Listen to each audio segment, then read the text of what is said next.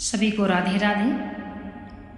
शिवलिंग में चढ़ा हुआ जल पी सकते हैं या नहीं? सबसे पहले जो चरणामृत है उसका महत्व जान लीजिए। अकाल मृत्यु हरणम सर्वबाधा विनाशनम विष्णु पादोदिकं पित्तम पुनर्जन्म न विद्यते। जो चरणामृत होता है वे अकाल मृत्यु को हरता है, सभी बाधाओं को हरता है। विष्णु पादोदकम पित्तम, विष्णु भगवान का स्नान किया हुआ जल, चरण धुला हुआ जल, पित्वा पुनर्जन्म न विद्यते, यानी जो जल पीता है, चरणामृत जो पीता है उसको दोबारा जन्म नहीं लेना पड़ता, अर्थात उसको मोक्ष प्राप्त होता है। इतना महत्व है चरणामृत का। जो शिवलिंग में जल चढ़ा हुआ होता है वह पीना नहीं चाहिए। शिवलिंग का जो चढ़ा हुआ जल है वह आप नैनों में लगाएं, कंठ में लगाएं, अपने मुख द्वार के दहलीज के दोनों किनारों में छिड़के, घर में छिड़के, यदि कोई बीमार है तो उसके ऊपर छिड़के। पीने का विधान नहीं है। यदि कोई असाध्य रोग से पीड़ित है, हार चुका है सब जगह से लेकिन नहीं ठीक हो रहा है, तब आप उसको पिला सकते हैं। आजकल हम देख रहे हैं कोई शास्त्र के अनुसार, जो हमारे शास्त्र कह रहे हैं उसके अनुसार नाम मात्र ही लोग चल रहे हैं। अगर महिलाओं को हनुमान जी का जो पूजा है वो करने को रोका जाता है तो सभी व्रतों को छोड़कर महिलाएं मंगलवार का ही व्रत करती हैं। तथा यदि शिवलिंग का जल पीने के लिए वर्जित है तो शिवलिंग का ही जल पिएंगे, क्योंकि कुछ ऐसे आप जब वीडियो देखते हैं फोन में या कुछ ऐसे लोगों के द्वारा सुन लेते हैं, देखिए ये जरूरी नहीं है कि जो आप फोन में देख के करते हैं वो सही हो, क्योंकि फोन में आप जब कोई चीज़ देखते हैं, शास्त्रोक्त चीज़ सुनते हैं कोई चीज़, तो यह जरूरी नहीं है कि वो सही है, क्योंकि अपना चैनल ग्रो करने के लिए लोग कुछ भी डालते हैं सरप्राइज के रूप में। इसलिए आप इन बातों पे कम ध्यान दीजिए, शास्त्र को समझिए, शास्त्र का समझ करके ही आप सब कुछ करें। भगवान शिवलिंग का चढ़ा हुआ जल नहीं पीना चाहिए और भगवान विष्णु लड्डू गोपाल का जो जल होता है, स्नान किया हुआ, चरण धुला हुआ, वो आप रोज पिए। घर से कोई बाहर जा रहा हो तो उसको पिला के भेजें, एक्सीडेंट का भी डर नहीं रहता है। इस प्रकार से आप चरणामृत का महत्व समझिए। आज के समय में जो पूजा हो रही है, जो कोई मोबाइल से देख के वीडियो के माध्यम से पूजा कर रहा है, वह आधी गलत और आधी सही है। या तो हम कुछ नहीं जानते हैं, कुछ ना करें, भगवान विधि नहीं देते हैं, भगवान भाव देते हैं, तब तो ठीक है।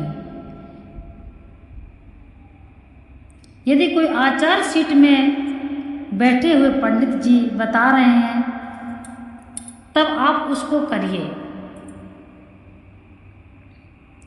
अब शिवलिंग का जो जल है वो महिलाएं रोज पीती हैं, हाथ धुलती हैं। मतलब कि आप मंदिरों में जाए या हम स्वयं जाते हैं मंदिरों में तो ये चीज़ देखते हैं। अब यह कुछ ज़्यादा चल रहा है।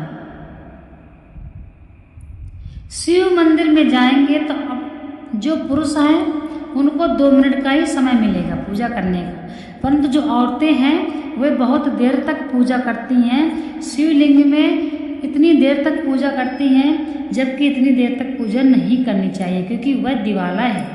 यदि हमारे कारण से कोई लौट रहा है उस दिवाला से तो हमको पाप लगेगा। इसलिए यदि आपको विधि विधान से बहुत समय के साथ पूजा करना है तो आप अपने घर में अंगूठे के आकार के शिवलिंग रख लीजिए और अपने घर में आप पूरा दिन 24 घंटे पूजा करिए। परंतु जो मंदिर हैं, बड़े बड़े दिवाला हैं, वहाँ हर तरह के व्यक्ति आते हैं। किसी को ड्यूटी जाना है, किसी के घर का कार्य है, इतनी देर तक कोई नहीं खड़ा हो सकता है। इसलिए इन सब बातों का ध्यान देते हुए मंदिर में आप पूजा करें। यदि आप पूजा कर रहे हैं, कोई नहीं तो आप करते रहिए, परंतु अगर कोई आ गया और आपकी प्रतीक्षा में कोई गेट पर खड़ा है जल लेकर, भगवान की पूजा का सामग्री लेकर, तो आपका ये धर्म है कि आप उसको भी अंदर बुला लें कि आइए आप भी कर लीजिए, या फिर आप अपनी पूजा जल्दी निपटा लें, क्योंकि वो दिवाला है।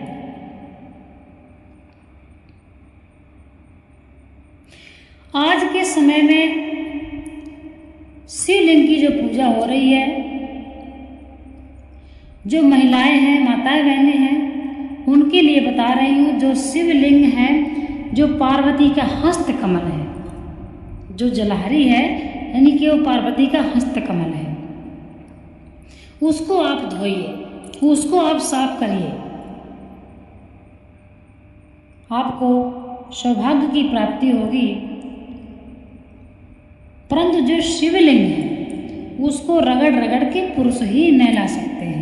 आप स्नान करा दीजिए, लेकिन पुरुष उसको रगड़ सकते हैं। महिलाएं उस शिवलिंग को रगड़ रगड़ के अंगूठे से स्नान नहीं कराना चाहिए महिलाओं को। यह शिवलिंग की पूजा का विधान है। और जो पार्वती जी के हस्त कमल है, उसमें हम जाते हैं मंदिर तो देखते हैं मंदिरों में, उसमें लोग इतना भार रखते हैं, उसी में लड्डू रख देंगे, उसी में फल रख देंगे, उसी में नारियल, कुछ भी लोग रख देते हैं। लेकिन वो पार्वती का हस्त कमल है, इसलिए वहाँ पे आप पुष्प चढ़ा सकते हैं, थोड़ी बहुत प्रसाद आप रख सकते हैं, लेकिन ऐसा मत रखिए कि वो भार बने, भारी हो, क्योंकि वो माता के हाथ है। कहते हैं हस्त कमल में ज़्यादा सामग्री रखने से इंसान के ऊपर कर्ज बढ़ता है, तो इन बातों का ध्यान देना है। और दूसरी बात, शिवलिंग का चढ़ा हुआ प्रसाद नहीं खाते हैं। अब कहाँ का नहीं खाते हैं मैं आपको अभी बता रही हूँ, आप अभी सुन लीजिए, ताकि आप मंदिर जाएं तो आपसे गलती ना हो। और यदि कोई और भी कर रहा है तो आप उसको भी बताएं। पार्वती माँ की जो हस्त कमल है, वहाँ से लेकर शिवलिंग के ऊपर तक का जो प्रसाद चढ़ा होता है वो नहीं खाते हैं। और जो शिवलिंग के नीचे प्रसाद है वो आप खा सकते हैं, वितरित कर सकते हैं, वह प्रसाद है। तो जलहरी के ऊपर जो प्रसाद रखा हुआ है वो, और जो शिवलिंग के सर पे लोग रखते हैं वो हमें नहीं खाना चाहिए। इन बातों का ध्यान देना है। एक जगह हमने देखा, पशुपतिनाथ का जो व्रत है वो महिलाएं अब ज़्यादा कर रही हैं। उसमें 5 दिए जलाने होते हैं। अब हम एक मंदिर में गए, हम भी गए शाम के समय संध्या करने। अब शिवलिंग के नीचे इतने दिए लगे होते हैं कि शिवलिंग एकदम तपते हैं, जबकि विधान क्या है दीपक जलाने का, कि दीपक इतनी दूर भगवान से रखिए कि भगवान को आँच न लगे। तो ऐसे कुछ गलत तरीके से पूजा हो रही है, जो कि ये सभी को समझना चाहिए। पूजा करिए, सही से करिए, समझ के करिए। जरूरी नहीं जो आप सुन रहे हैं, जो आप देख रहे हैं वो सही हो। इसलिए इन बातों का आप ध्यान दीजिए।